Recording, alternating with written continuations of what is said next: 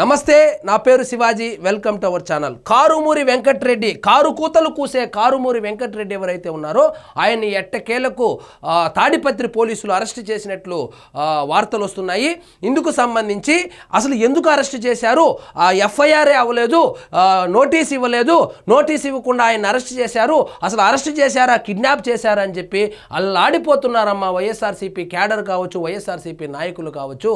So ఈయన్ని ఎందుకు arrest చేశారు అంటే ఈయన చేసినటువంటి తప్పేమంటే కారు కూతలు కూయడము, అవాస్తవాలను వాస్తవాలని చెప్పి ప్రచారం చేయడము, అదేవిధంగా కేసు దర్యాప్తులో ఉండగా కేసు తప్పుదోవ పట్టించే విధంగా, ప్రజలను తప్పుదోవ పట్టించే విధంగా ప్రభుత్వం మీద బురద చల్లడమే పనిగా పెట్టుకున్నాడు.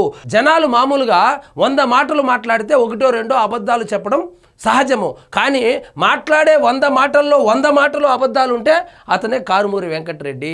మొన్నటికి మొన్న పరకామణి కేసుకు సంబంధించి ఆ పరకామణి కేసులో సతీష్ బాబు అనేటువంటి ఆ సిఐ ఎవరైతే ఉన్నారో ఆ సిఐకి సంబంధించినటువంటి కేసు దర్యాప్తులో ఉండగా ఈయన ప్రెస్ మీట్ పెట్టి అదేవిధంగా సాక్షి టీవీలో ఏం మాట్లాడతాడంటే ఆ సతీష్ బాబు అనేటువంటి వ్యక్తిని చంపించింది తెలుగుదేశం పార్టీనే అని చెప్పి రాయలసీమ ఎక్స్ప్రెస్లో ఆ సతీష్ బాబుతో పాటే ఈయన ప్రయాణం చేసినట్లు, ప్రత్యక్షంగా చూసినట్లు, ఈయన మాటలు ఈయన చేష్టలు ఏ విధంగా ఉంటుందంటే ఈయనే సిబిఐ ఆఫీసర్ అయినట్లు, ఈయనే ఒక సుప్రీంకోర్టు జడ్జి అయినట్లు, ఏ కేసునైనా ఆ సాక్షి స్టూడియోలో కూర్చొని ఈయన ఈశ్వర్ కలిసి డిసైడ్ చేసేస్తారు ఎవరు చంపింది, ఎవరు చంపించింది, ఎలా జరిగింది.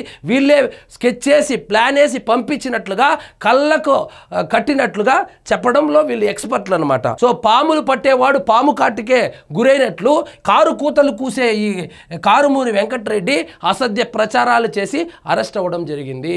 సో ఈయన పరకామణి కేసుకు సంబంధించి ఆ సురేంద్రబాబుని మొదటిసారి విచారించినప్పుడు ఆయన్ని చిత్రహింసలకు గురి చేశారని, వైఎస్ఆర్సీపీ పార్టీ పెద్దల పేర్లు చెప్పమన్నారని చెప్పి, హింసించారని చెప్పి, సిట్ అధికారులు ఎవరైతే ఉన్నారో వాళ్ళు హింసించారని, సిట్ అధికారుల్లో ఒక రౌడీ షీటర్ ఉన్నాడని చెప్పి ఆ రౌడీ షీటర్ని పెట్టి సిఐని బెదిరించారని చెప్పి, ఆ ఒత్తిడిని తట్టుకోలేక ఆత్మహత్య చేసుకున్నాడని చెప్పి అక్కడ విచారణ జరుగుతూ ఉంది. అది హత్యనా ఆత్మహత్యనా చెప్పవలసింది ఎవరు? పోలీసు వ్యవస్థ. పోలీసు వ్యవస్థ వాళ్ళు పని వాళ్ళు చేస్తూ ఉంటే, విచారణ చేస్తూ ఉంటే ఈ పెద్ద మనిషి మరియు ఈశ్వర్ ఎవరైతే ఉన్నారో వీళ్ళిద్దరు స్టూడియోలో కూర్చొని పెద్ద సుప్రీంకోర్టు జడ్జిల్లాగా స్టేట్మెంట్లు పాస్ చేశారు. ఇదొక్కటే కాదు, నోటికి వచ్చినట్లు మాట్లాడతాడు. పవన్ కళ్యాణ్ గారి గురించి ఏం మాట్లాడతాడు, పవన్ కళ్యాణ్ గారి పిల్లల గురించి ఏం మాట్లాడతాడు, చంద్రబాబు నాయుడు గారి గురించి ఏం మాట్లాడతాడు, పెద్దిరెడ్డి రామచంద్రారెడ్డి అక్కడ అటవీ భూమి ఆక్రమించుకొని కట్టుకున్నాడు అని చెబితే పెద్దిరెడ్డి రామచంద్రారెడ్డికి చంద్రబాబు నాయుడు గారికి ఏదో గొడవలు ఉన్నట్లు, వాళ్ళిద్దరికి క్లాస్మేట్ అయినట్లు, పక్కనే ఉన్నట్టు చూసినట్లు చెబుతాడు.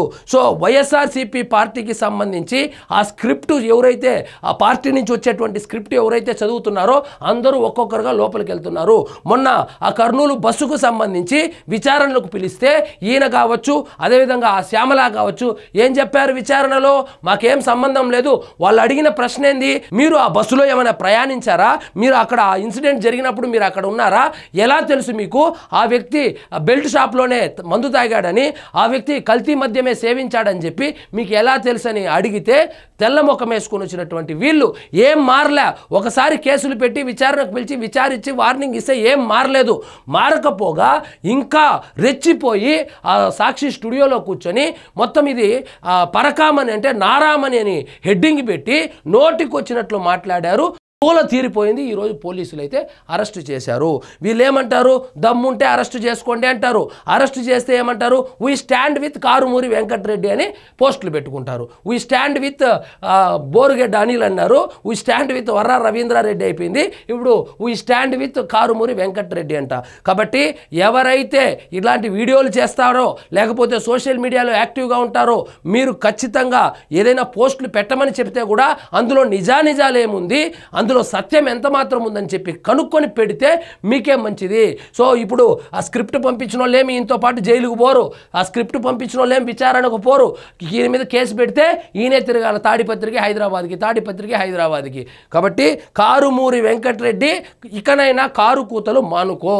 ఏదైనా ఒక విషయం జరిగినప్పుడు ఇప్పుడు బాధ్యతాయుతమైనటువంటి ప్రతిపక్ష పార్టీ, ప్రతిపక్ష హోదా లేనప్పటికీను ప్రతిపక్ష పార్టీగా ఉన్నారు కదా మీరు. కాబట్టి మీరు ఏం అడగాలి ప్రభుత్వం ప్రభుత్వాన్ని అది హత్య ఆత్మహత్య మీరు విచారించి తేల్చండి అని చెప్పి మీరు డిమాండ్ చేయాలి. కానీ మీరే స్టేట్మెంట్లు పాస్ చేస్తే ఎట్లా? మీకు ఎలా తెలుసు అది హత్య అని? మీకు ఎలా తెలుసు అది ఆత్మహత్య అని? మీకు ఎలా తెలుసు తెలుగుదేశం పార్టీ వాళ్ళే చంపేశారని? కాబట్టి నోటికొచ్చినట్లు మాట్లాడుతూ ఉంటే చట్టం తన పని తాను చేసుకెళ్తుంది కారుమూరి వెంకటరెడ్డి. కాబట్టి దయచేసి ఇక కారుమూరి వెంకటరెడ్డిని చూసినా కొంచెం ఒళ్ళు జాగ్రత్త పెట్టుకొని వీడియోలు చేయండి, ఒళ్ళు జాగ్రత్త పెట్టుకొని టీవీ డిబేట్లలో పాల్గొనండి. ఈయన నోటికొచ్చింది నోటికి అదుపు ఉండదు. హైదరాబాద్లో కూర్చుంటాడు రోజు. ఈయనే సర్వం, వైఎస్ఆర్సీపీ పార్టీకి సర్వం ఈయనే అయినట్లు, ఈయన పెద్ద గౌరవ అధ్యక్షుడైనట్లు బిల్డప్ ఇస్తూ ఉంటాడు. సో పార్టీని మరీ ఎక్కువగా ఓన్ చేసుకుంటే కూడా ఇలాగే తయారవుతుంది వెంకటరెడ్డి. సో ఇదండి ఈరోజు మన టాపిక్. మీకు ఈ వీడియో నచ్చినట్లయితే లైక్ చేయండి, షేర్ చేయండి, ఛానల్ మాత్రం సబ్స్క్రైబ్ చేసుకోవడం మర్చిపోవద్దు.